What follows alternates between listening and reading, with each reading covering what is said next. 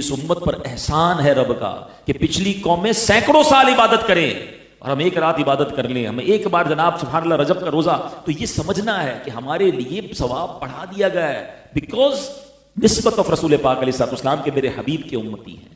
تو یہ وہ مبارک مہینہ جس کے بارے میں احادیث میں مضمون ملتا ہے کہ رجب اللہ کا مہینہ ہے, شعبان نبی پاک علیہ الصلوۃ والسلام کا مہینہ ہے, اور رمضان نبی پاک فرماتے ہیں میری امت کا مہینہ. علامہ صفوری رحمۃ اللہ تعالی بڑی کمال کی بات فرماتے ہیں. وہ فرماتے ہیں رجب بیج بونے کا مہینہ ہے, شعبان ان سیڈنگ کو ہارویسٹ کرنے کا, پانی ڈالنے کا مہینہ ہے, اور فرمایا رمضان فصل کاٹنے کا مہینہ ہے. اب اس کی انٹرپریٹیشن کیا ہے کہ رجب میں جو عبادت کا بیج نہیں بوتا, شعبان میں ان بیجوں پر اپنے آنسوؤں سے آبیاری نہیں کرتا, اور سبحان اللہ رمضان میں پھر وہ رحمت کی فصل کیسے کاٹے گا. ہمارے اسلاف جب رجب کا چاند نظر آتا تھا اپنے آپ کو فری کرنا شروع کر دیتے تھے, جلدی جلدی مقدمے نپٹا دیتے تھے, لینا دینا ختم کر دیتے تاکہ عبادت میں مصروف ہو جائے. شعبان میں کیونکہ شب برات ہے, نامہ اعمال پیش ہونے کی رات ہے, اور رمضان آنے سے پہلے پہلے اپنے آپ کو فری کرتے اور پھر اعتکاف میں بیٹھ جایا کرتے تھے.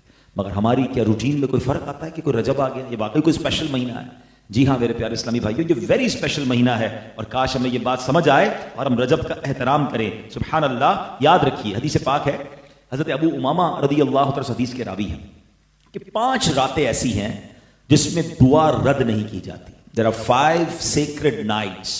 ٹھیک ہے, ذرا غور سے سن لیجیے. 5 راتیں ایسی ہیں کہ دعائیں رد نہیں ہوتی, قبول ہوتی ہیں. نمبر 1 رجب کی پہلی رات. نمبر 2 فرمایا شعبان کی 15ویں رات, وہ بھی انشاءاللہ اگلے مہینے آنے والی ہے.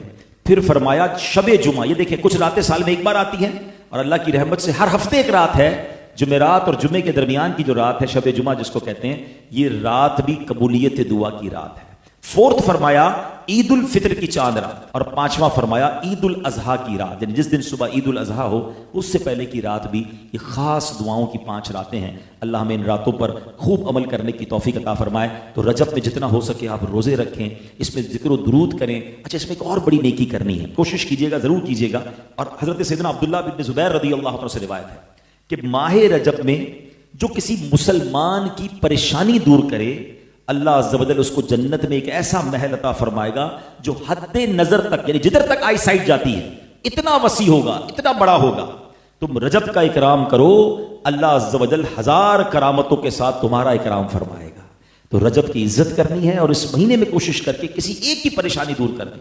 اور پریشان کو ڈھونڈنا مشکل نہیں ہے, آدھی دنیا ہی پریشان ہے, ٹھیک ہے نا. ہمارے ملازمین میں, ہمارے غریب رشتہ داروں میں بہت سارے لوگ کسی نہ کسی ڈیفیکلٹی میں. تو کوئی ایک کسی کی پریشانی, چاہے وہ مالی پریشانی ہے, مورل سپورٹ چاہیے, کوئی اس کو جناب کسی طریقے بھی ہیلپ چاہیے, اس کی پریشانی آپ اس نیت سے دور کریں.